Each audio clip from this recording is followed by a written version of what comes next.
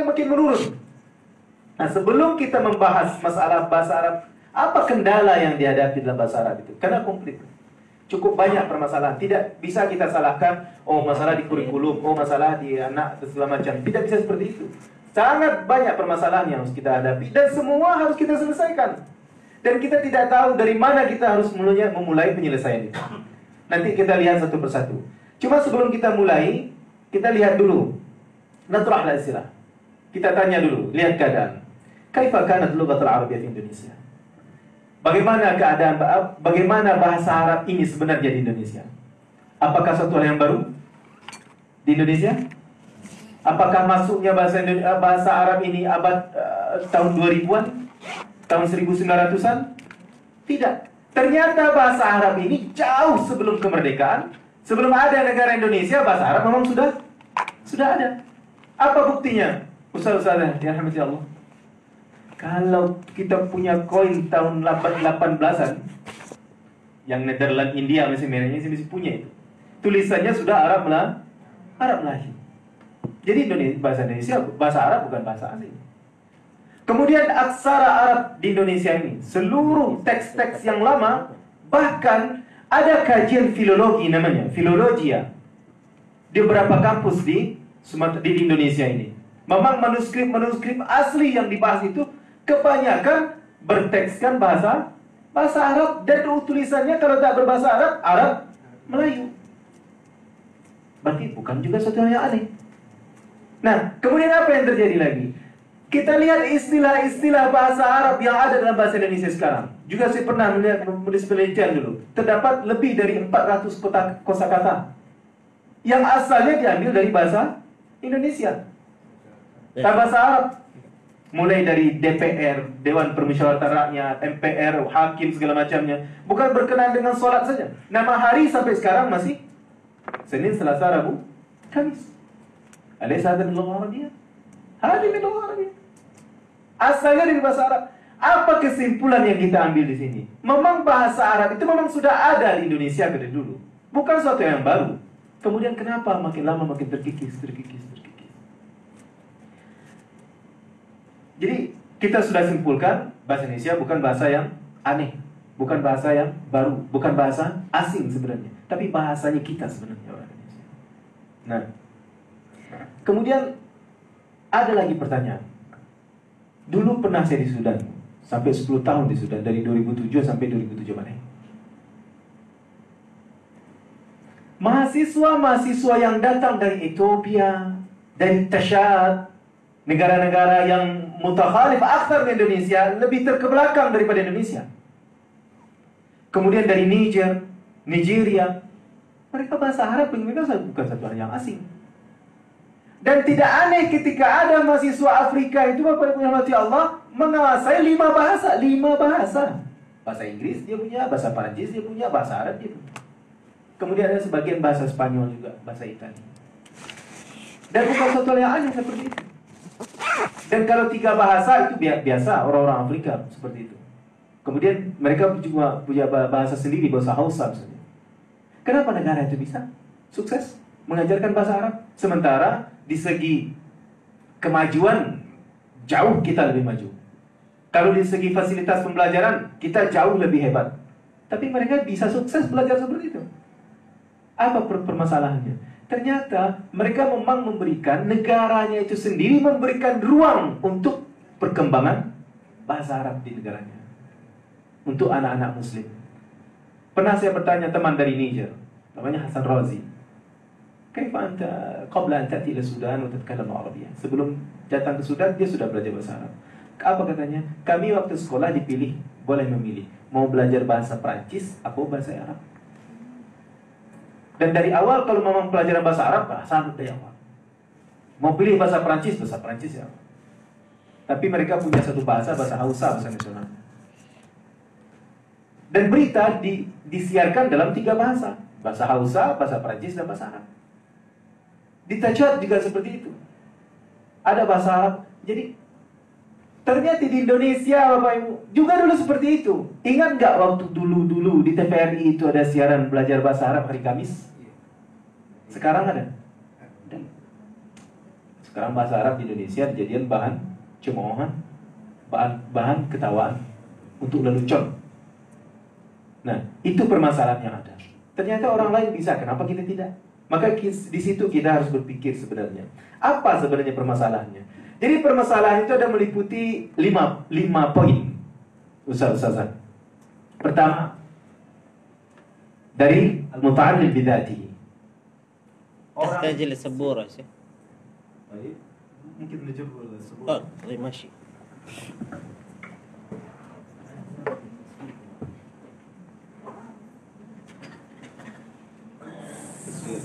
Adik, bantu Ustaz Dik, maju ke depan, bantu Ustaz Dik. Oke. لا هذا Baik. Jadi kendalanya itu sebenarnya di pertama muta'allim atau bidati. Memang permasalahan itu di siswa mana? Apa yang terjadi di siswa nanti kita bahas lagi. Yang kedua, permasalahannya itu fil lughatil arabiyyah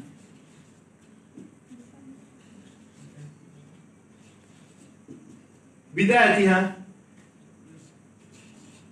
Memang di bahasa Arabnya juga ada masalah. Bukan masalah yang tidak, bukan masalah suatu aib, bukan. Ada tingkat kesulitan pembelajaran bahasa Arab ini yang kita luar biasa kalau dibandingkan dengan bahasa Indonesia. Yang ketiga, di masalah manhaj di Indonesia, di negara kita secara umum, baik yang di pesantren maupun di sekolah negeri. Yang keempat, permasalahan yang terjadi itu setelah di manhaj, kemudian ada istilahnya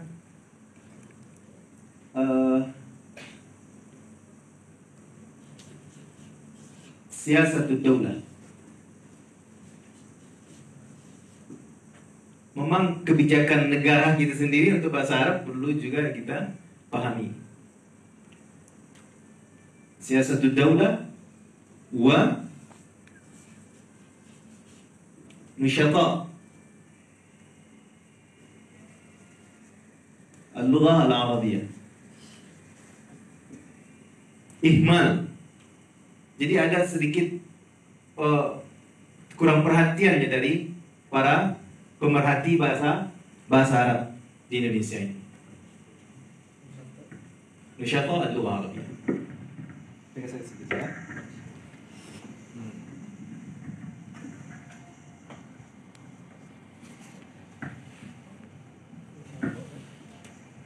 Kemudian yang terakhir, permasalahannya di tulisan kurang. Mu'allim lughah arabiyyah.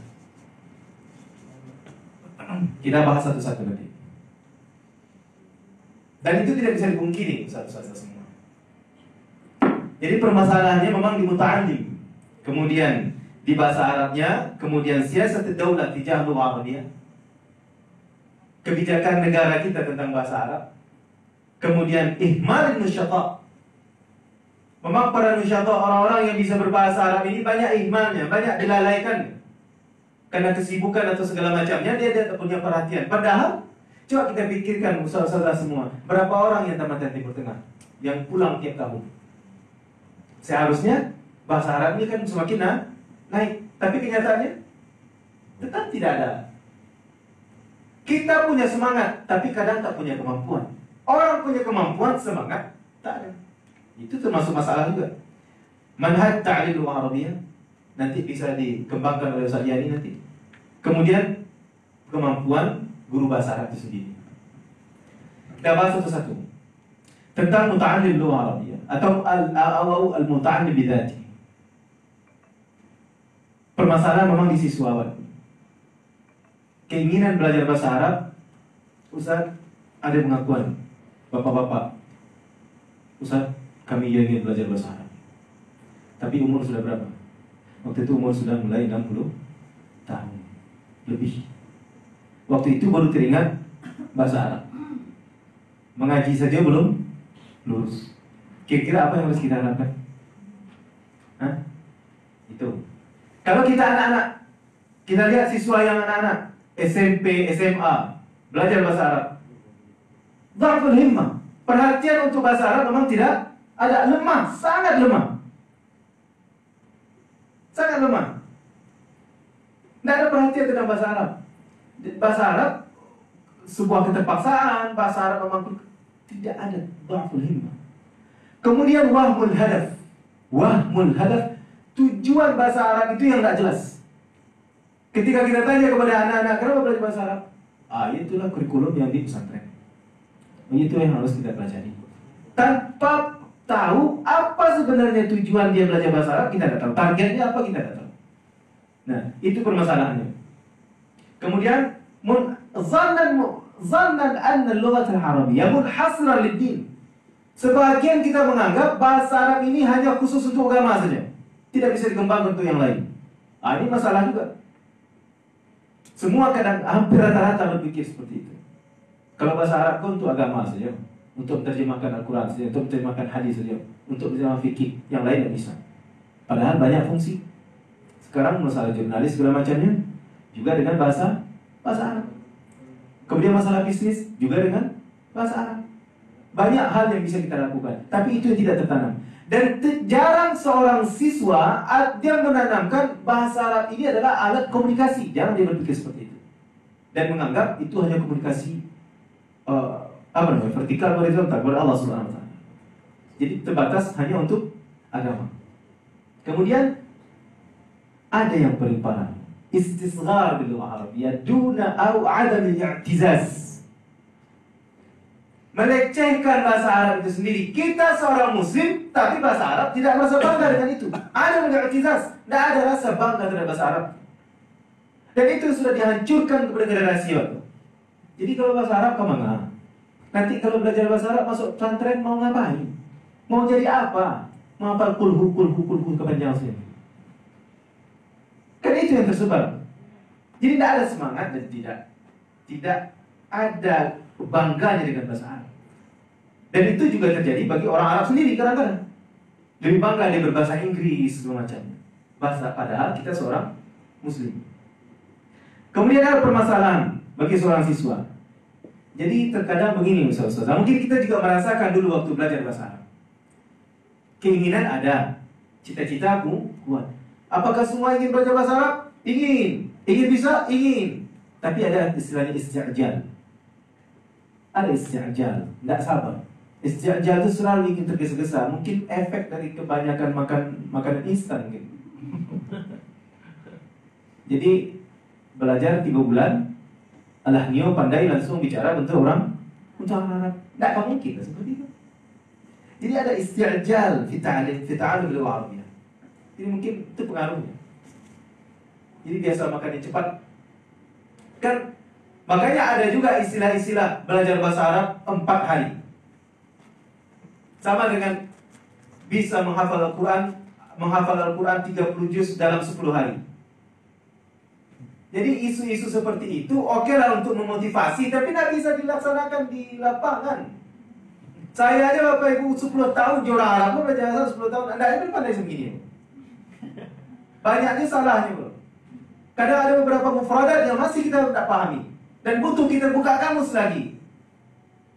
Dan kita ingin belajar 3 bulan, 4 bulan langsung bisa bahasa Arab. Dari mana datangnya seperti itu? Dan itu kesalahan pada siswa. Pernah kejadian tak? Soal-soal seperti itu? Keinginan ada, cita-cita kuat, tapi kita ingin cepat. Kita ingin cepat. Kemudian banyak niat husnul nawaya dunal juhud. Niat baik, tapi tidak mau untuk bersungguh-sungguh. Itu permasalahan juga. Kita lihat bagi para pelajar untuk bahasa Arab. Kemudian ghairus sabar wal ithbat atau thabat. kebanyakan siswa kita itu tidak sabar dan tidak istiqomah. Kemudian yang paling parah, belum lagi belajar bahasa Arab, sudah dianggap bahasa Arab itu menjadi hantu dan menakutkan. Itu efeknya. Permasalahan itu semua. Nah, bagaimana kira-kira solusinya, saudara? Memang kita harus tumbuhkan i'tizaz bil Arabiyah. Kita harus tumbuhkan bangga dengan bahasa Arab. Bacakan fatwa-fatwa ulama bahwasanya bahasa Arab itu hukumnya fardu ain, bukan fardu kifayah. Fardu ain. Dan tidak mungkin kita akan mengamalkan agama secara sempurna tanpa bahasa Arab. Kemudian yang harus kita tanamkan kepada siswa itu, permasalahannya adalah menumbuhkan semangat dan merubah image bahwasanya segala sesuatu itu dapat dengan perjuangan. Tak bisa dapat dengan gampang seperti itu. Apalagi setelah pandemi, usaha-usaha semua ini berefek negatif juga terhadap anak-anak. Kadang-kadang kan seperti itu.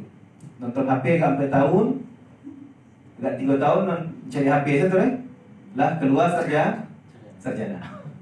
Cari HP enggak 2 tahun, lah keluar ijazah master.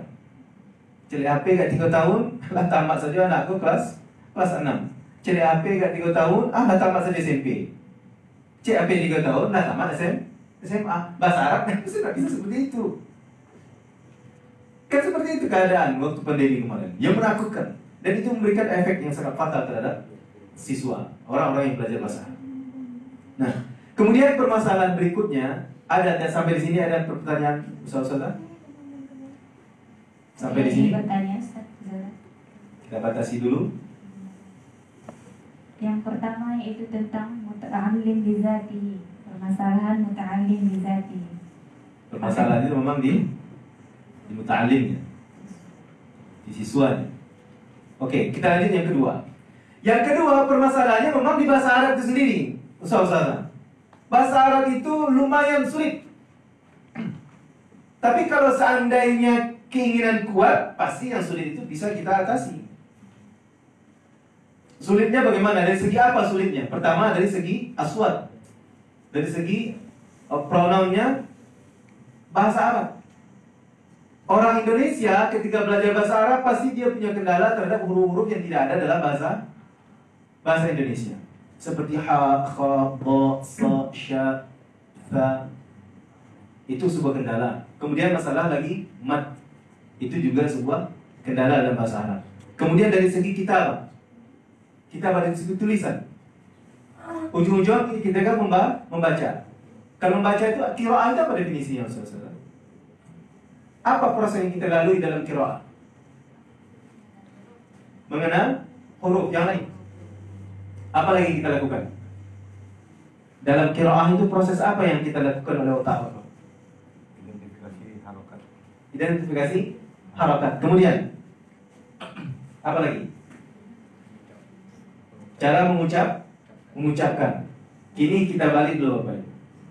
Kita lihat bahasa Indonesia lah. Huruf A dalam bahasa Indonesia berapa bentuknya?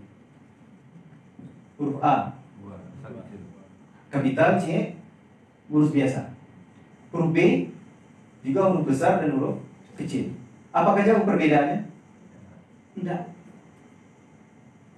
Jadi sebenarnya Ustaz-Ustaz yang dirahmati Allah, membaca itu adalah proses menerjemahkan rumus-rumus atau simbol-simbol suara. Membaca itu adalah proses otak kita menerjemahkan simbol-simbol suara. Itu yang dikatakan baca. Dan gabungan dari beberapa suara menghasilkan sebuah makna.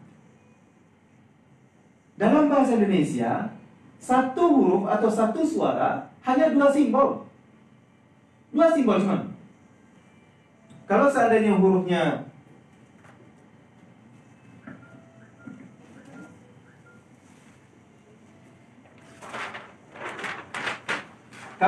kalau hurufnya cuma huruf B, kita punya satu lagi B seperti ini.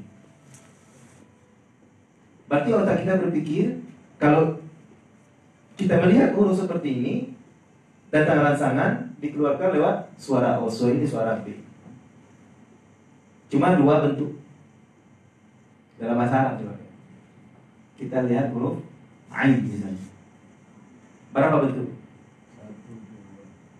Di awal tunggal, cie, di awal, di tengah, di akhir. Berapa semua? 4. Satu suara simbolnya 4. Sudah main-main.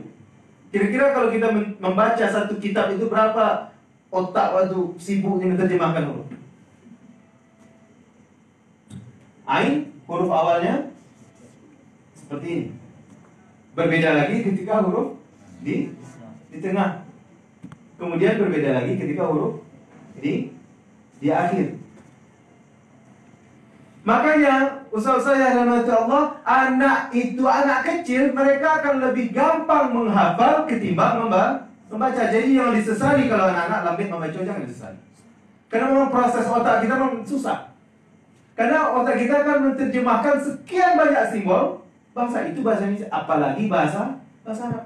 Maka cobalah bandingkan. Kalau kita terangkan anak misalnya dengan metode untuk menghafal Al-Quran dengan metode talqin, qul a'udzu birabbin nas, diulang anak qul a'udzu birabbin nas, qul a'udzu birabbin nas, agak 3 kali dia hafal.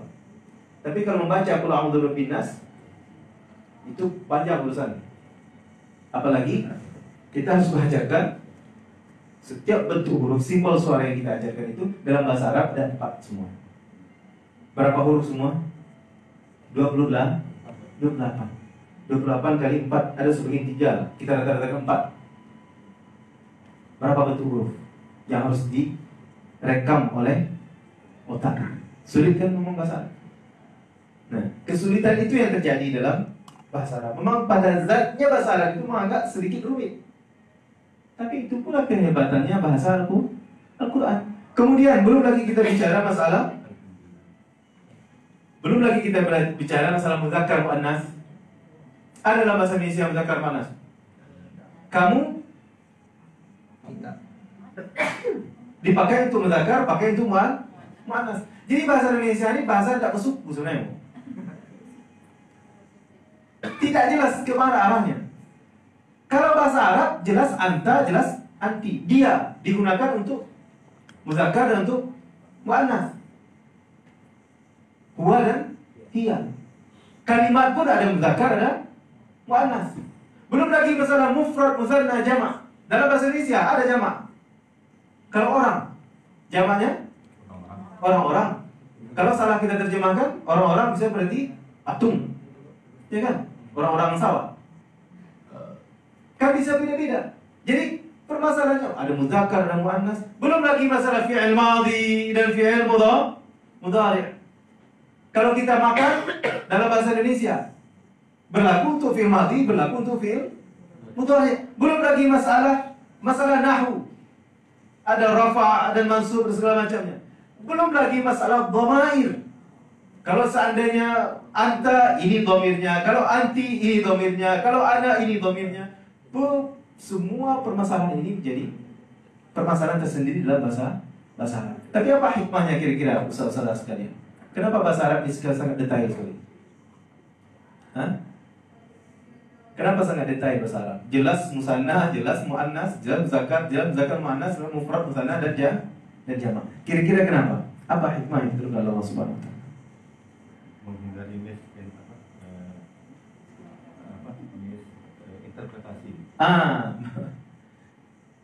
Menghindari kesalahan dalam memahami teks ayat. Karena bahasa Arab ini bahasa muqaddasah, al-lughatul muqaddasah, bahasa yang sakral bagi kita, bukan sembarangan bahasa. Sedangkan sudah dijelaskan antara mudzakkar muannas semuanya jamak, mufrad, mutsanna, jamak. Kadang-kadang kita masih banyak protes. Coba masalah waris. Yusikumullah fi auladikum lidzakari mithlu hadzil unsayyin. Fa in kunna nisa'an fawqa sanatayni falahunna thulutha ma tarak. Wa in kanat wahidatan falahan nisf. Dipetahin semua. Jam musanna, mujamma segala macam. Kenapa? Karena memang Al-Qur'an bahasa Arab itu diturunkan oleh Allah untuk menyambut syariat. Maka harus detail seperti itu. Nah, itu permasalahannya. Terkadang agak kesulitan. Coba bayangkan bagaimana kita mengajarkan. Ustaz-ustazah coba rasakan bagaimana awal mengajarkan bahasa Arab ke anak-anak.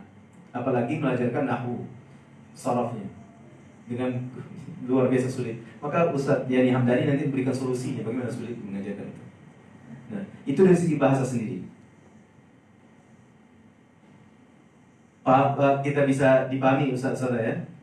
Kemudian berikutnya permasalahannya di masalah manhaj. Apa saja yang meliputi manhaj itu? Manhaj itu apa? Al-khutuwat wal ijra'at lil mu'alajah. Ada langkah-langkah tertentu yang kita lakukan untuk mencapai sebuah target. Dan apa yang terjadi sebenarnya? Meliputi apa saja dalam manhaj ini? Ketika kita bicara masalah manhaj,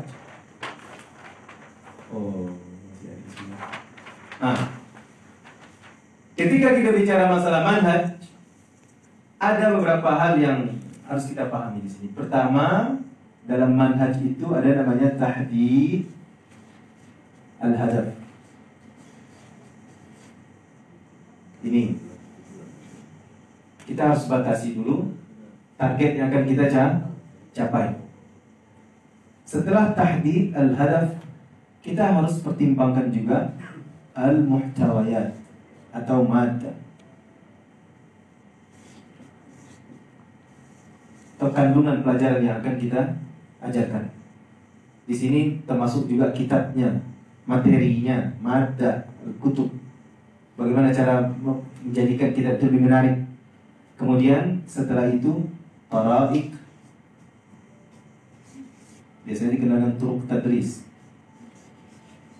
Bagaimana cara kita menyajikan apa yang sudah kita susun.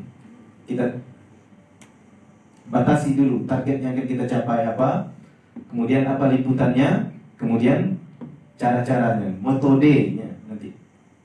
Setelah itu yang terakhir adalah namanya takwim. Takwim evaluasi. Dalam pembelajaran biasanya hanya 4 manhaj. Tahdidul hadaf, tahdid al-hadaf. Permasalahan di sini Ustaz-ustaz semua. Kadang-kadang pembelajaran bahasa Arab yang ada di MTS, mohon maaf, yang ada di MA, targetnya tidak jelas. Entahkah akan mengarahkan anakku bisa berbicara bahasa Arab, atau hanya sekedar untuk pelengkap penderita saja. Yang benarnya bagaimana? Hanya sekedar pelengkap penderita. Maksudnya, awak sekolah Islam mesti ada belajar bahasa Arab. Apakah targetnya supaya anak pandai bahasa Arab? Tidak. Tidak mungkin lah. Kalau seandainya kita ingin targetkan anak bisa berbahasa Arab, kemudian 2 kali seminggu jam pelajaran cukup? Tidak cukup. Berikut pendanaan habis, guru bahasa Arab kita mesti harus gaji, kemudian buku mesti kita harus cetak, kemudian hasilnya no. Kan kita merasakan Ustaz, yang belajar di MTS waktu dulu kan. Nah, itu permasalahannya. Apa? Targetnya apa? Kemudian masalah muhtawayat. Muhtawayat itu kandungannya yang akan dipelajari. Terkadang yang lebih herannya, anak-anak baru kelas 1 SMP, awal belajar bahasa Arab tingkat MTS. Belajar ma'ana al-habu dan madrasah. Belajar tiga kalimat, kemudian langsung ana al-habu dan madrasah terdiri daripada fi'il dan fa'il. Fi'il itu, fa'il itu hukumnya marfu. Dan ada mubtada khabar. Khabar hukumnya marfu, mubtada hukumnya marfu, khabar juga marfu. Kira-kira anak-anak paham? Jangan anak kita lah belajar bahasa Arab dengan itu modalnya. Mufradat kita tidak hafal, kita tidak kenal berapapun jumlah mufradat yang tertakhzin atau yang tersimpan dalam pikiran, dalam otak kita belum ada. Kemudian kita sudah diajarkan tentang grammar. Muhtawayatnya bermasalah. Kadang target terlalu tinggi. Dalam iklan sekolah nanti dibuat, siswa mampu belajar bahasa Arab pasif dan aktif dan pasif. bisa membaca, targetnya bagus. Terus yang diajarkan jam pelajaran bahasa Arab berapa seminggu lagi? 2. Kalau enggak 3. Bagi cek guru bahasa Arab ke bagian kurikulum, Pak, bagian kurikulum tolonglah tambah bahasa Arab tuh. Oh, nggak bisa. Kalau bahasa Arab nanti ditambah, pelajaran lain nggak ada, dapat jatah lain. Tuh. Lain maka bisa seperti itu. Mengapa pasang target tinggi-tinggi itu? Mengapa pasang target berbicara bahasa Arab segala macamnya? Tidak akan mungkin. Sama aja melihat Fatah Morgan, mimpi saja tuh. Jangankan mimpi saja bisa itu. Bermimpi saja tidak layak. Kita ingin pasang. Ada bahkan kita sering waktu pesantren belajar terjun najah walau taslu masalika inna safina la tajri 'ala al-yabas. Awak ingin begini bagaimana segala macamnya, tapi kita tidak lewati jalannya itu. Tak mungkin. Kadang di pesantren juga ada seperti itu. Kita sekolah pesantren, berikanlah hak bahasa Arab yang cukup. Walaupun memang harus mengorbankan pelajaran yang lain. Tapi kan enggak, kita harus akreditasi Ustaz, kita harus begini Ustaz. Kalau pelajaran itu enggak ada, nanti akan bermasalah pada akreditasi sekolah, masalah sertifikasi guru, masalah kadang bla bla bla bla bla bla. Akhirnya tinggal target, muhtawa tinggal muhtawaya, sehingga tidak akan tercapai target. Kemudian, tolak tadris, metode pembelajaran. Tidak jelas. Suruh anak baca, suruh anak terjemah, suruh anak ikuti apa. Kalau target kita ingin hiwar, anak bisa berbicara, cara pembelajarannya ada lagi. Kalau target kita anak bisa membaca, cara pembelajarannya ada lagi. Kan ada sekian banyak metode yang harus kita ikuti. Nah, metode kita kadang salah. Kadang begini juga. Guru sendiri kadang tidak paham. Kita pakai buku misalnya kitab yang dari Gontor misalnya, patokan. Kemudian bagaimana cara mengajarkan? Tidak pandai. Karena memang kita miskin tarik tadris. Yang berikutnya takwim. Setelah kita pasang target, buku sudah kita berikan kepada anak, kemudian kita tak berikan evaluasi. Setelah anak belajar bahasa Arab 1 tahun, anak bisa apa? Pernah tak kita buat evaluasi? Jadi evaluasi lain Ustaz, evaluasi. Apa evaluasinya? Kurikulum target buku tertamatkan, kurikulumnya kurikulum tercapai. Buku tamat, habis saja terbahas, berarti kurikulum tercapai. Anak lebih pandai. Jadi sebenarnya takwim evaluasi ini kepada siapa? Evaluasi ini kepada buku bagaimana? Jadi kadang-kadang kita salah kaprah. Seharusnya silabus kita selesaikan begini, bagaimana laporan lengkap keatasan, laporan segala macamnya. Kan banyak laporan tuh. Lengkap semua laporan. Indah jawaban pandai. Ada yang pandai nak kaifa halu? Bi khair alhamdulillah. Anak labu ila madrasah fi sa'ati sabi'ah sabahan. Berapa tahun anak belajar bahasa Arab? 6 tahun dan 3 tahun sampai 6 tahun. Kepandaian itu. Kira-kira kalau bicara dengan orang bahasa Arab, dengan orang Arab, pikiran kata jadi. Nah, permasalahan di mana? Ya, bisa kita pahami juga. Berarti banyak masalah. Jadi bagaimana kita akan mencapai? Yang penting kita pelajari dulu apa permasalahan terjadi, baru kita cari solusi. Berikutnya, permasalahan di muallim lughah Arabiyah. Guru bahasa Arab pun juga, kita sebagai guru bahasa Arab kadang-kadang bermasalah. Ada yang mengajarkan bahasa Arab tak bisa berbahasa Arab. Kita guru bahasa Arab, terus tapi Ustaz tamatan bahasa Arab, Ustaz PBA segala macamnya. Bukan itu standarnya, bisa kan berbahasa Arab. Bagaimana kita bisa mengajarkan orang berenang kalau kita tak pandai berenang? Jadi yang mengajarkan terbang itu biasanya burung. Tak mungkin ikan macam terbang burung. Kalau ada lain beda. Mengajarkan ikan berenang, burung bersuara. Lain tempatnya? Tidak. Jadi kita pun tak paham. Dan kebanyakan itu terjadi di sekolah-sekolah negeri, mohon maaf, di MTS. Yang mengajarkan bahasa Arab bukan orang yang bisa berbahasa Arab. Oke Ustaz, Tapi ini pandai bahasa Arab, Ustaz. Pandai berbahasa Arab, tak pandai mengajarkan. Tak pandai mengajarkan bahasa Arab. Apa permasalahannya? Karena dia juga tak mau belajar. Nah, kita pandai bahasa Indonesia. Kalau seandainya ada orang Amerika ingin belajar bahasa Indonesia, jawab, bisa kita ajarkan? Belum tentu juga. Jadi harus banyak permasalahan yang kita hadapi. Jadi kita harus seleksi juga. Tapi permasalahan lain, Ustaz, ada guru banyak yang pandai bahasa Arab, Ustaz, tapi tak mau belajar bahasa Arab, Ustaz. Itu problem lagi. Kenapa dia tak mau belajar bahasa Arab? Belajar di pesantren, Ustaz.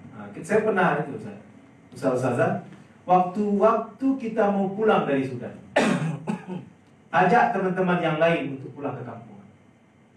Ayo, kita pulang ke Indonesia. Apa sebagian mengatakan, saya kalau untuk pulang ke Indonesia kok masih berat. Bapak itu kemana di Indonesia? Kemana di kampung itu? Masih bertanya kemana di kampung. Lihat pernyataan seorang mahasiswa seperti itu. Apakah orang Indonesia pandai saudanya berwudu? Saya banyak pandai. Mandi wajib saya banyak pandai.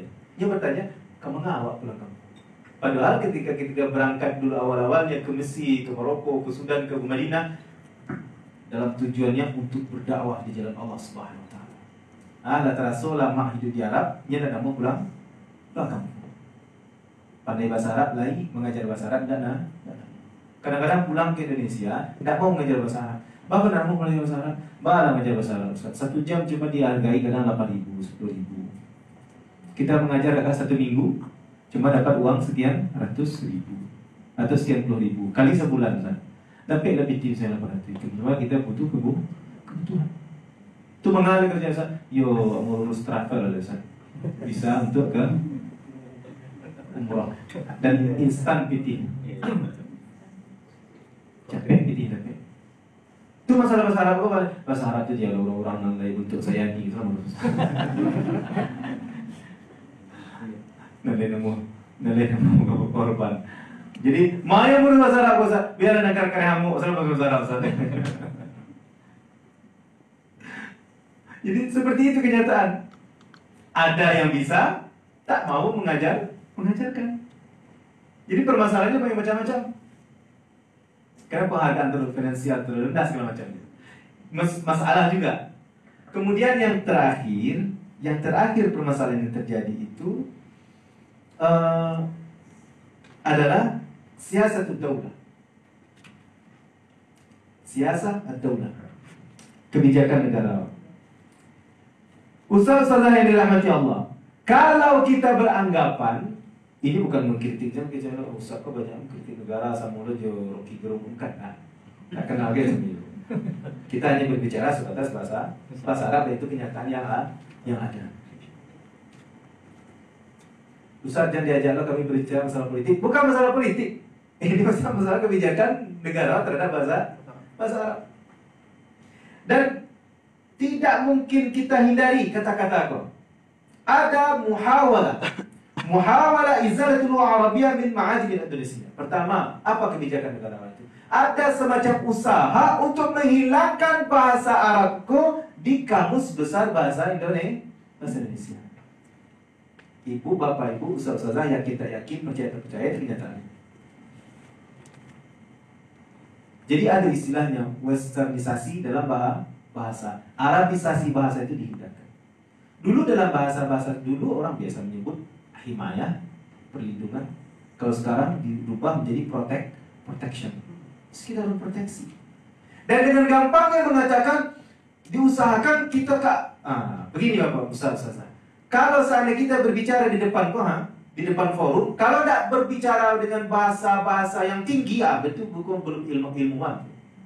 Berbicara dengan asimilasi, reboisasi, semacam itu, imunisasi. Kalau belum berbicara masalah seperti itu, istilah-istilah yang keren-keren dengan bahasa transmigrasi, urbanisasi. Kalau belum pakai sisi itu berarti belum ilmiah orang.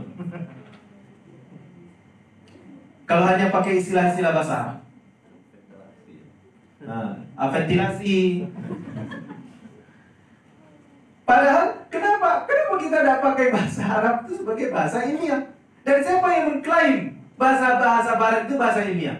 Memang di bahasa Arab tidak ada. Dan semua itu sengaja dihilangkan. Bagaimana cara menghilangkan? Paling gampang ditulis atau direncanakan dari kampus. Mahasiswa Islam pun seperti itu juga. Ada istilahnya, saya terkejut waktu ngajar di SIP. Ada istilah asbabun nuzul mikro dan asbabun nuzul makro. Apa hubungannya asbabun nuzul makro dan mikro? Itu bahasa ilmiah. Kalau seandainya ada seorang dosen, ada pemateri, profesor yang ada memakai asbabun nuzul makro, ada capek nanya. Itu bisa jadi kepala kutas dekan semacamnya. Yang suku merombak mengganggu-ganggu istilah yang lama. Jadi dianggap bahasa Arab ini sebagai bahasa mutakhallif, bahasa yang terkebelakang, bahasa yang tidak layak untuk maju, bahasa yang bukan bahasa ilmiah. Kenapa kita tidak masyarakat? Kan kita seorang muslim. Dan banyak bahasa-bahasa yang memang dihilangkan dalam istilah-istilah kamus. Kenapa kita tidak pilih bahasa Arab sebagai bahasa ilmiah?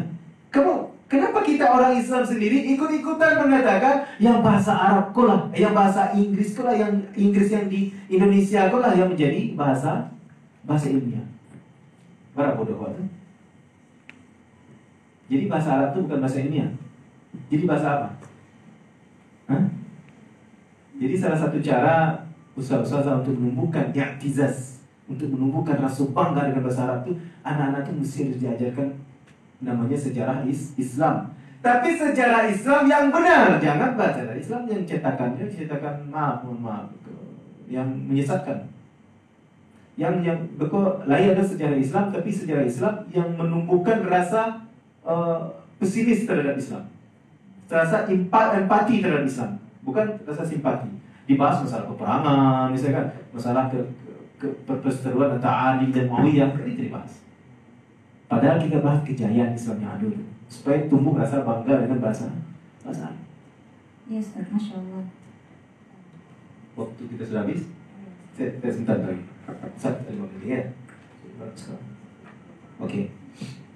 Kemudian yang kebijakan negara kita lagi yang agak muharabatul lugha Arabiyah di Indonesia. Memang ada rencana-rencana untuk memerangi lugha Arabiyah. Kalau usaha-usaha saya berpikir masalah westernisasi itu yang suksesnya itu di Turki. Padahal yang terjadi sebenarnya yang paling sukses itu di Indonesia. Arab Melayu sekarang sudah tidak ada lagi. Jangankan bahasa Arab, aksara Arab saja tidak diperlakukan di Indonesia. Sadar tak kita? Kalau itu dihilangkan. Kalau seandainya aksara Arab dihilangkan di Indonesia, mau tak mau masyarakat atau anak-anak muslim kita akan buta bahasa Arab, buta bahasa Al-Quran. Memang tidak diajarkan lagi, kan dihilangkan. Ada usaha seperti itu. Itu kebijakan. Dan kita harus sadari juga, muharabatul lugha Arabiyah min juzuiha, dari akar-akarnya. Mulai dari menghilangkan tulisan bahasa Arab. Kemudian yang paling bahaya yang terakhir ini, usaha-usaha sekalian, gharsu karahiyatil lugha Arabiyah. Karahiyah al-lugha Arabiyah wa 'ala thaqafati Arabiyah. Menumbuhkan kebencian terhadap bahasa Arab dan kebencian terhadap kebudayaan Arab dengan teori Islam Nusantara. Akhir sirat mengatakan baru-baru, saya mengakui kalau seandainya Islam dari Arab, Al-Quran bahasa Arab, tapi budaya kita, budaya Arab itu di Indonesia lebih baik dari budaya Arab. Memang budaya Arab yang nampak di Saudi itu, memang budaya Arab yang nampak di Mesir. Kan budaya Arab itu kan budaya yang tidak ada di Islam. Jadi ada upaya menumbuhkan kebencian terhadap Arab. Apa sih? Saya heran, saudara-saudara. Kalau seandainya ada kebencian dengan Arab, bagaimana kita akan tertarik belajar bahasa Arab? Tidak mungkin kan? Kebenciannya bagaimana contohnya? Apa permasalahannya? Dan kenapa kita harus benci dengan Arab? Rasulullah orang Arab. Kemudian yang saya heran lagi, pernah nggak orang Arab menjajah orang Indonesia? Pernah mengganggu kedaulatan Indonesia? Kemudian ketika Indonesia sudah berdiri, pernah mentaati pemerintah, mengguncang pemerintah Indonesia? Tidak pernah. Menjajah tidak pernah, mengganggu tidak pernah, menghancurkan ekonomi tidak pernah. Tapi ketika itu kebencian ditumbuhkan kepada Arab, apa dosa Arab itu? Apa dosanya? Kan itu yang ditumbuhkan. Nah, itu menjadi problema sehingga orang antipati terhadap bahasa Arab. Kemudian harakatul fasl atau harakatul infisal al-Islam min al-Arab. Ada semacam gerakan untuk memisahkan Arab dari Islam, mendunia. Bahkan ada dengan bangga mengatakan kebudayaan Indonesia apa? Islam dengan budaya lokal. Kemudian Menteri Agama terakhir mengatakan Islam itu kan datang ke Indonesia, maka Islam harus menyesuaikan dengan budaya Indonesia. Dia memang ngomong seperti itu. Tapi ujung-ujungnya kalau berbicara Islam berarti dia menghancurkan bahasa Arab. Jadi kebencian ditanamkan terhadap Arab itu bahagian daripada usaha untuk menghilangkan Arab secara bahasa dan secara kebudayaan. Sementara apakah mungkin kita pisahkan antara Islam itu dengan Arab? Tidak mungkin. Karena memang asal agama kita dari situ. Rasulullah kita orang Arab. Dan kecintaan kita terhadap Arab itu bahagian daripada keimanan. Bukan masalah kecintaan Arab karena Arab sendiri, bukan itunya. Rasulullah adalah orang Arab. Itu yang terjadi, Ustaz-Ustazah, terhadap apa yang terjadi sekarang terhadap bahasa Arab. Jadi lah tertati-tati. Jadi bahasa Arab pun nasibnya model lah kau orang bertinju, kemudian lah hampir tumbang. Menunggu lagi siapa yang bisa akan menyelamatkan supaya kembali kuat. Kalau tidak awak-awak ke siapa lagi? Kalau bukan sekarang, kapan lagi? Nah, itu yang bisa saya jelaskan. Assalamualaikum. Waalaikumsalam. Waalaikumsalam. Masya Allah. Jangan dulu Kak Dates. Baik.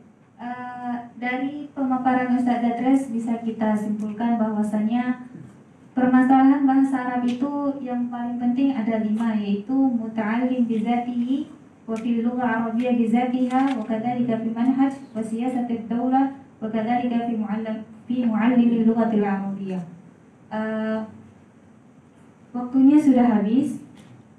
Untuk saat ini kami ucapkan terima kasih banyak kepada Ustaz Datres, dan untuk soal tanya jawabnya kita tutup sampai di sini karena sudah habis waktunya. Atau masih ada pertanyaan? Masih ada beberapa, Pak. Oh. Ya, silakan. Baik. Kami silakan kepada Ustadz yang di depan nih, Ustadz dulu yang tadi. Mohon maaf. Bismillahirrahmanirrahim.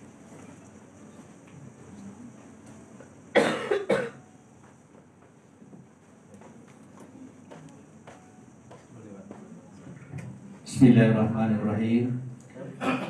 Terima kasih kepada narasumber kita yang memberikan penjelasan tentang bagaimana sebenarnya kita bisa mengajarkan anak-anak kita belajar berbahasa Arab. Betul semua yang disampaikan beliau bahwa memang itu yang kita rasakan di dalam proses pembelajaran bahasa Arab semuanya. Dan terutama juga bahwa memang kita bukan dari guru yang mengajar dari sumbernya, karena kita ya termasuk saya pribadi itu belajarnya hanya di Indonesia saja gitu ya. Ya, seutama itu ada kita belajar kepada asli lisan bahasa Arab itu orang Arab. Namun dari 5 tadi langkah-langkah itu memang kita merasakan bahwa sulit kita untuk bagaimana supaya anak kita bisa berbahasa Arab dengan baik, ya, karena kita dibatasi oleh kurikulum, kemudian kita dibatasi dengan beberapa tadi poin-poin yang disampaikan. Nah, saya melihat contoh bahwa kenapa Gontor yang sampai hari ini itu sangat terkenal dengan bahasanya, bahkan anak-anak kita ingin pergi ke Gontor itu karena ingin mengambil bahasanya di sana, bahasa Arabnya. Nah, ternyata kita lihat bahwa di sana itu asal sudah masuk anak di sana di Gontor itu sudah pasti merasakan bahwa dia harus berbahasa Arab. Nah, di kita yang ada di Sumatera ini itu agak sulit untuk menerapkan itu. Ya, katanya karena kita harus membentuk bi'ah lingkungan itu. Nah, memang ini yang sulit bagi kita itu bagaimana supaya siapapun yang anak masuk ke pesantren kita itu dengan bi'ahnya sendiri otomatis mereka sudah sadar bahwa saya harus bisa berbahasa Arab. Nah, membentuk karakter bi'ah ini bagaimana ya caranya agar bisa seperti terlaksana atau dilakukan oleh di kantor itu sendiri itu ya. Jadi bahasa kalimat bi'ah itu yang sangat berat bagi kita untuk menciptakannya. Mungkin itu yang bisa saya tanyakan. Terima kasih. Kita jawab dulu ya. Terima kasih banyak Ustadz siapa? Ustadz Syarkawi. Dari mana Ustadz? Dari hikmah. Dari Hikmah. Nah, terima kasih banyak Ustadz. Ini sangat menarik Ustadz. Kenapa Gontor itu bisa langsung merasakan bi'ahnya, bisa bi'ah bahasa Arab? Ingat Ustaz-ustaz semuanya, Gontor itu baru diakui di zaman Habibie. Di zaman Habibie baru diakui ijazah Gontor itu. Di Indonesia tidak diakui, di luar negeri ijazah Gontor diakui, di Indonesia tidak mau mengakui karena tidak mau mengajarkan kurikulum Indonesia. Berani nggak pesantren-pesantren kita seperti itu? Kita kan keberanian itu yang tidak ada. Kemudian kita kalau pesantren kita tidak terdaftar, tidak terakreditasi segala macamnya, kita sudah cemas dahuluan. Siapa akan masuk nanti? Gontor tidak, ijazahnya tidak diakui. Zaman Pak Habibie baru diakui. Pak Habibie langsung datang. Saya dengar berita semacamnya itu dari teman-temannya langsung di helikopter Pak Habibie datang ke Gontor untuk mensahkan bahwa Gontor itu ijazahnya baru diakui. Sebelumnya tidak pernah diakui. Dan dia berani merombak itu. Dan banyak sekolah-sekolah yang meniru seperti itu. Di Limpia Jakarta misalnya, 2 tahun pertama diberikan kelas bahasa aja semua, tidak ada pelajaran lain. Kira-kira kita berani nggak seperti itu? Apakah mungkin? Apakah tidak mungkin? Sangat mungkin kalau seandainya pimpinan pesantrennya berani mengambil kebijakan. Kami memang ingin pesantren yang bisa berbahasa Arab. Alokasikan waktu yang cukup, alokasikan kurikulum yang bagus, kemudian alokasikan juga biaya untuk guru-guru yang bisa mengajar berkompeten di bidangnya. Saya yakin kalau di Indonesia, kalau seandainya kita tingkat SMP 1 tahun itu kita ajarkan bahasa Arab semua misalnya. Tanpa kita ajarkan yang lain dulu. Kalau yang lain itu diperkecil persentasi kurikulum. Nah, untuk menemukan bi'ah itu butuh sedikit pengorbanan. Bersedia tidak berkorban pihak pesantren? Kalau pihak pesantrennya takut untuk menerapkan bahasa Arab, nanti jamnya ba'ah, segala macamnya ba'ah, tidak akan bisa. Jadi keberanian dan kebijakan pesantren memang harus kuat. Untuk itu. Kalau memang ingin anaknya bisa berbahasa Arab. Jadi Gontor itu tidak dihiraukan resmi, tak resmi, terdaftar, terserah. Makanya hebat bahasa Arabnya bagus. Nah, itu yang bisa solusi yang diberikan Ustaz. Memang harus ada bi'ah itu, memang kita harus usahakan dan harus kebijakan pesantren harus berani itu. Kalau hanya pesantren bisa memberikan jam pelajaran bahasa Arab untuk 1 minggu hanya 4 jam, 5 jam, tidak akan cukup. Minimal harus 20 jam 1 minggu. 20 jam. Ajarkan al-Alfabet bin Yadain itu misalnya, yang sudah ada rekamannya. Itu satu semester kita butuh waktu sekitar 20 jam per minggu. Berani nggak seperti itu? Kalau kita tak berani, maka kita akan berkutik di siko saja. Kalau bahasa Minangnya bentuk maito ke sarung. Maito menghitung ke sarung, memutar ke sarung. Sarung itu bulat. Jadi diputar di situ dipur. Tidak ada solusinya. Kalau seandainya tidak ada kebijakan dari pimpinan pesantren harus berani. Nah, itu Ustaz ya. Oke, selanjutnya Ustaz. Tanya berikutnya. Ya.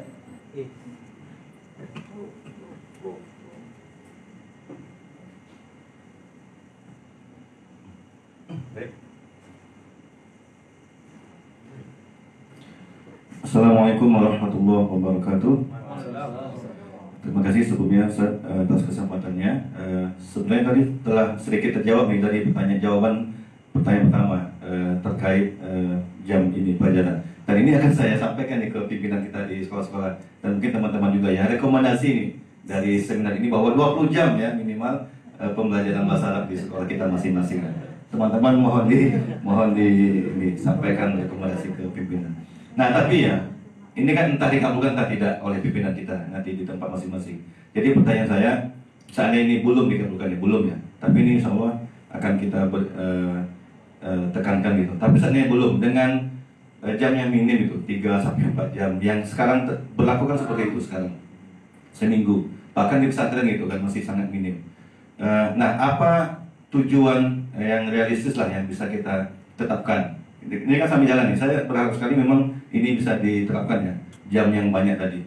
Entah bisa kita terapkan 1 tahun full di awal di bahasa Arab atau 20 jam tadi seminggu. Tapi kalau saat ini belum dilaksanakan, Ustaz, apa dengan jam yang minim tadi seperti tadi yang 2-3-4 jam seminggu saja, apa tujuan tahdid hadaf yang bisa kita tetapkan, yang bisa realistis, yang bisa kita tetapkan itu untuk bahasa Arab? Apakah sekedar kalamnya saja atau apa, sehingga walaupun dengan sedikit ya tapi ada yang jadi gitu, daripada nggak jadi sama sekali kita menghayal-hayal tapi semua berantakan.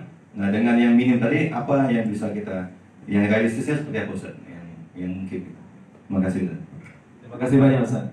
Menarik juga dengan keadaan, artinya sama seperti ini. Kalau dalam keluarga penghasilan kita cuma di bawah rata-rata minimum. Kemudian keinginan kita ingin beli rumah yang agak lebih lumayan. Tentu tidak mungkin. Maka dengan kita manfaatkanlah apa yang ada, gitu kan?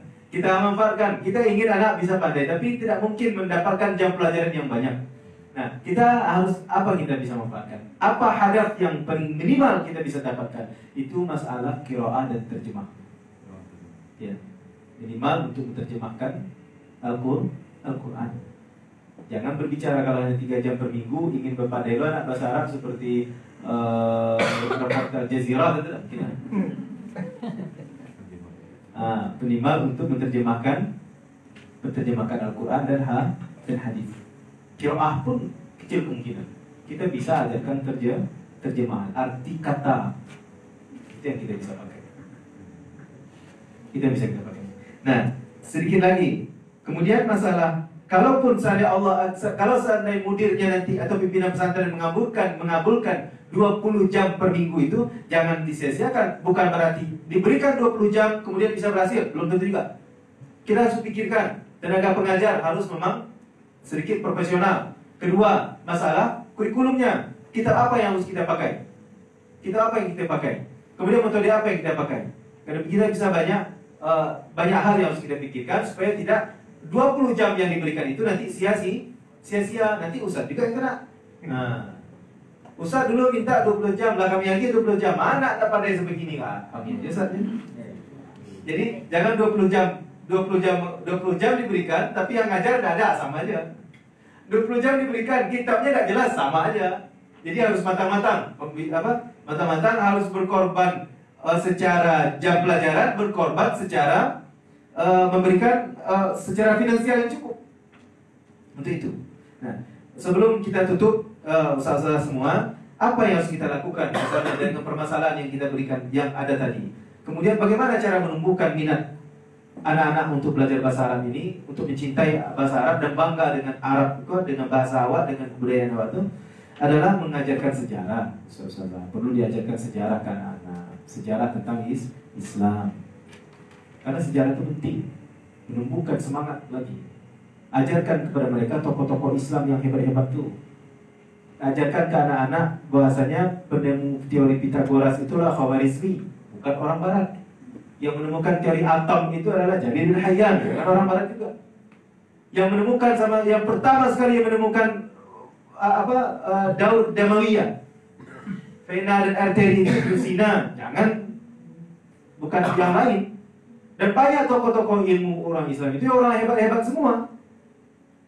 Jadi ajarkan itu supaya tumbuh i'tizaz bil Arabiyah, bangga dengan bahasa Arab itu.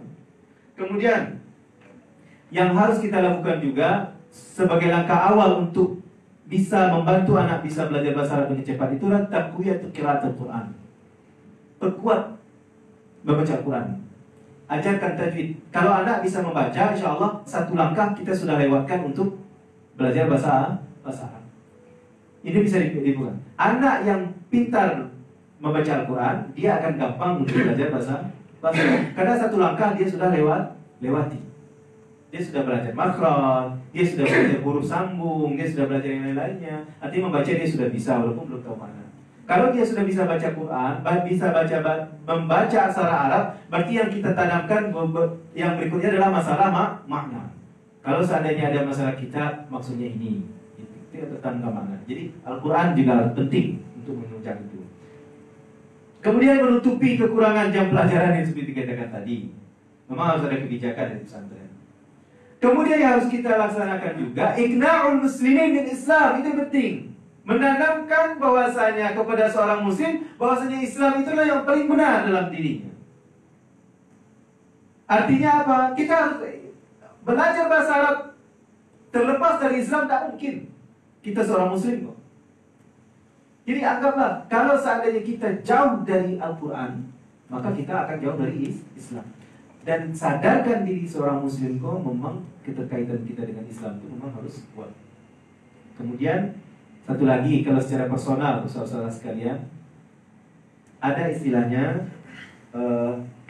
dalam pembelajaran bahasa Arab itu ada namanya input dan ada namanya output. Ada idkhal, ada namanya ikhraj.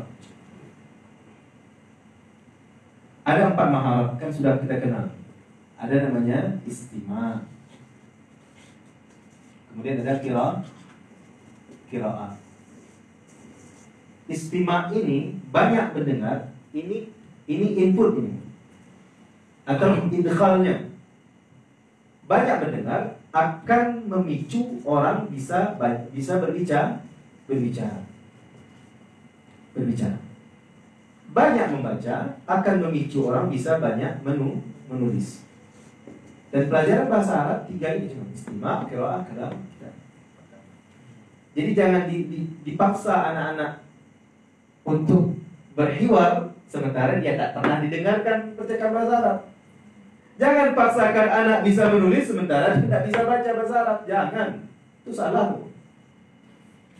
Itu terbalik memasang anak panah. Jadi motor panah itu yang ujungnya diletakkan di ujung, itu bertarik. Ada terbalik, tidak matur lah kawak. Jadi ada ini produksi istilahnya. Istima' adalah mentakhzin atau merekop mufradat, ta'bir, jumlah-jumlah di dalam kepala kita, dalam akal atau otak. Dengan sering mendengar. Orang yang sering mendengar, dia akan bisa berbicara. Teorinya sama kayak anak baru belajar, Ustaz semua. Anak-anak belajar bicara, langsung saja bisa berdebat jawab sekali. Tidak. Kan apa yang dilakukan dulu? Dia mendengar. Kalimat pertama yang sering dengar, itulah yang dia ucapkan. Pada yang pertama didengar, papa, mama. Papa, mama. Kan seperti itu. Sering dia dengar, dia baru bisa ucapkan. Tapi apa kata-kata yang tidak pernah dia dengar, maka dia juga tidak bisa ucapkan. Mohon maaf, kalau seandainya kita anak sering mendengar perkataan kotor, pasti outputnya juga kotor. Jadi istima' ini dilatih. Baru belajar bahasa Arab, banyak fasilitas sekarang. Dengarkan orang video segala macamnya untuk bahasa Arab. Itu untuk membangun. Kemudian kalau kita ingin anak kita bisa menulis, perbanyak suruh membaca. Kalau bisa membaca secara jahat, dikeraskan suara, membaca secara jahat. Kemudian baru kita suruh anak untuk membuat karangan atau insya. Jangan anak suruh buat insya, itu dia tidak pernah mengajar membaca. Apa yang ditulis? Jadi jangan salah cara. Jadi salah satu caranya. Kemudian yang pernah saya cobakan, ustaz-ustaz sekalian, waktu saya datang ke Sudan, belum bisa kita berbicara bahasa Arab, orang Sudan pun tak paham. Orang Sudan bicara bahasa Arab, saya pun tak paham. Apa yang saya lakukan? Saya sering mendengarkan BBC siaran Arabik di radio selama 6 bulan. Bulan pertama hanya kenal anta, ana, ain. Bulan kedua sudah terdengar sedikit. Lalu ala, tahta, semacam. Yang gampang-gampang. Kemudian berikutnya sampai 6 bulan baru ada hasil. Tahu mufradat apa perkataan yang diucapkan. Kemudian membaca juga dipraktekkan. Dapat koran bahasa Arab dibaca. Kemudian waktu itu kita baca secara keras. Salah pun tidak masalah. Kita baca banyak, simak banyak-banyak. Akhirnya akan timbul saja di belakang. Jangan terbalik, paksa anak berbicara, paksa anak menulis, ini tidak didengarkan. Jadi kan banyak bisa kita dengarkan sekarang. Kita ada sebagian aktif dengarkan percakapan bahasa Arab yang ada di YouTube segala macam. Itu bisa membantu. Dan salah satu kendala sekarang juga dalam pembelajaran bahasa Arab itu adalah sedikitnya pemanfaatan teknologi yang ada untuk pembelajaran bahasa Arab. Kalau kita lihat ustaz-ustaz sekalian, contohnya pembelajaran bahasa Inggris, learning English without translator, itu banyak, sudah sesinya. Dan itu bisa kita lihat sebelum ada YouTube. Sebelum ada YouTube, orang sudah bikin videonya seperti itu. Kalau salah, learning English without translator itu Australia yang punya. Kemudian pembelajaran bahasa Arab, pembelajaran bahasa Inggris, British style, itu jauh hari sudah ada. Nah, awak yang pembelajaran bahasa Arab sendiri, itu yang jauh. Dalam bentuk video, audio visual belum ada, semacam agak terlambat. Karena tadi memang risiko saudara sekalian, musyafaq kita, para penggerak bahasa Arab ini banyak yang tidak mau mengorbankan diri dan waktunya untuk itu. Ketika belajar bahasa Arab jauh-jauh, lah pandai bahasa Arab, mengajarkan bahasa Arab tidak mau. Dengan alasan memang secara finansial dan penghargaan kecil segala macamnya. Maka beralih profesilah sebagai seorang traveling. Travel umroh sebagai guide travel. Sehingga tidak ada lah yang mengajarkan bahasa Arab. Jadi bahasa Arab digunakannya untuk berhubungan dengan orang Arab di Makkah saja. Karena itu yang paling bukan. Apa salahnya dia berkorban? Kemudian orang-orang yang bisa berbahasa Arab, dia tidak mau lagi mengajar di pesantren yang ketik-ketik itu. Maunya apa? Maunya lah mengajar di universitas. Padahal pun kalau jadi dosen bahasa Arab di jurusan lain, sementara mahasiswa yang diajarkan tamatan jurusan SMK, jurusan otomotif misalnya kan, tidak jadi juga.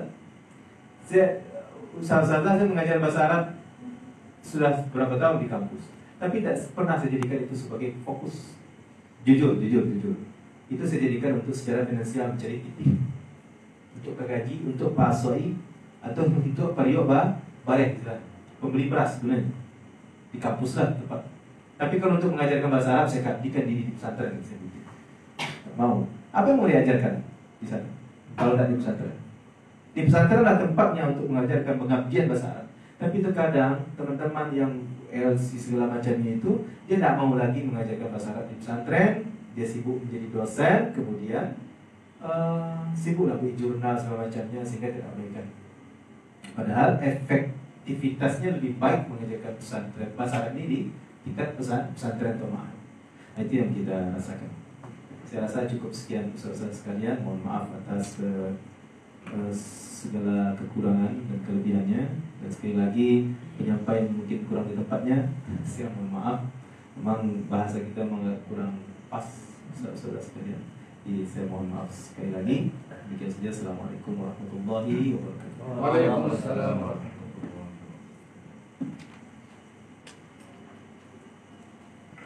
Baik, syukran kathiran ila Ustaz Datres alladhi qada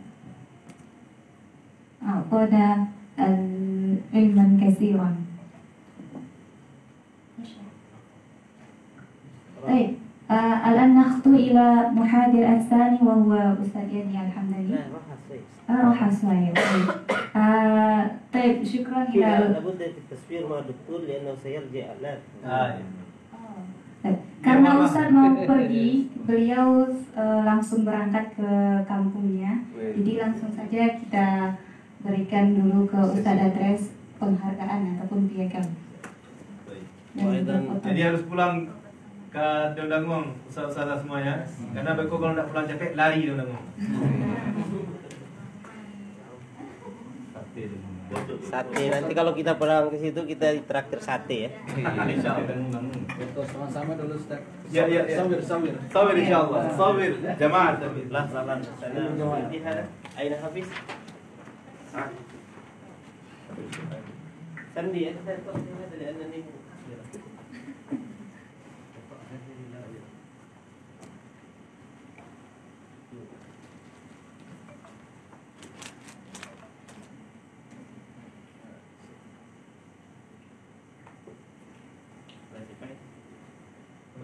Ustaz yang ingin berfoto tafadhol dengan Kita Ustaz foto Adres. sama-sama dulu Ibu. Iya. Oke. Boleh Ustazah Ya, foto Musyawarah. dulu? Tafadhol. Iya. Ustaz Adres akan pulang langsung. Travelnya udah dulu. Ini kesempatan untuk berfoto dengan beliau. Adik-adik nih. Boleh. Bisa adik. Ada lagi? Boleh? Boleh? Habis. Enak. Ibu-ibunya di mana? Asatidzah. Gantian aja. Nanti.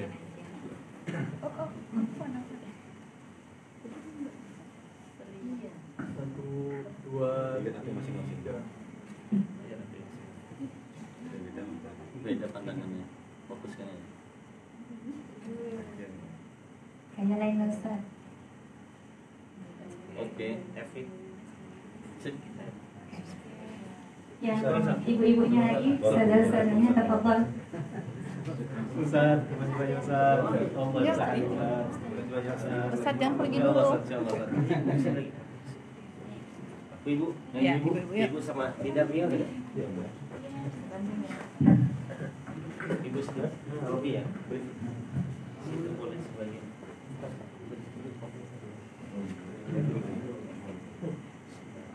Set dipersilakan Set, kopinya langsung Set. Boleh.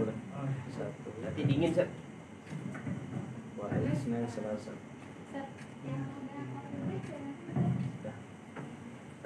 Ya. Bertiga nggak Ah, boleh sama Ustaz Set. Yang dari dari Selasa. Ada waktu? Ada.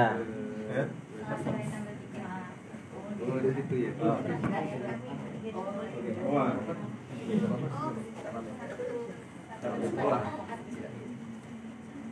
Satu, dua, tiga. Ustaz sebelah sana. Coba Ustaznya sebelah sana. Iya. Satu, dua, tiga.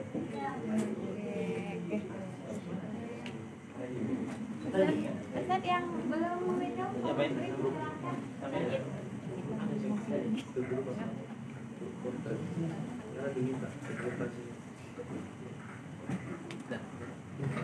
Baik, alhamdulillah sampai di sini seminar kita yang pertama, pemateri pertama, dan akan dilanjutkan oleh pemateri kedua setelah istirahat. Anak kembalikan kembali kepada MC. Terima kasih. Assalamualaikum warahmatullahi wabarakatuh. Waalaikumsalam warahmatullahi wabarakatuh. Alhamdulillahirrahmanirrahim. Telah selesai sesi yang pertama dari seminar kita pada hari ini. Bapak-bapak, ibu-ibu, ustaz-ustazah yang kami muliakan, tafadhol untuk mencicipi kopi break kita yang sudah kami sediakan di belakang. Insyaallah kita akan istirahat dulu selama kurang lebih 10 menit. Untuk selanjutnya akan kita lanjutin kepada sesi yang kedua. Iya.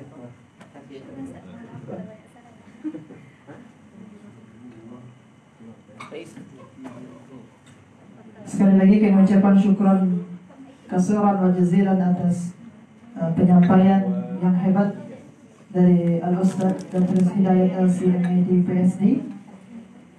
Mudah-mudahan apa yang beliau sampaikan dapat bermanfaat dan insyaallah dapat kita terapkan kepada sekolah-sekolah ataupun madrasah kita.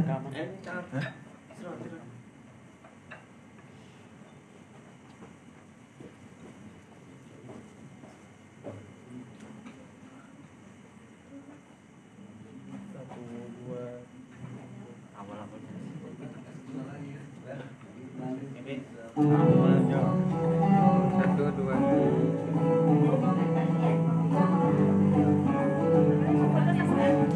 Itu foto semua Set. Oke, silakan.